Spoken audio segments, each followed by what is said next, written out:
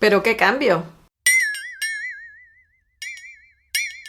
Hi everyone, the word of the day is cambio. Cambio. This means change. Cambio is masculine.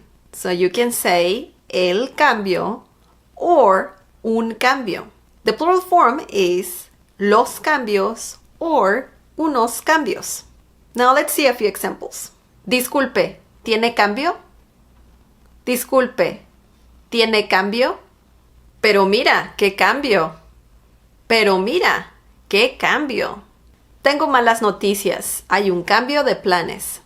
Tengo malas noticias. Hay un cambio de planes. Okay, that was the word of the day. I hope you liked this video. Don't forget to subscribe and also click on the bell icon so you can get notified every time I upload a new video. Feel free to share more examples down below. I always like to see your comments. Support this channel by sharing this video with your friends and by giving the thumbs up. Okay, I'll see you next time. Bye!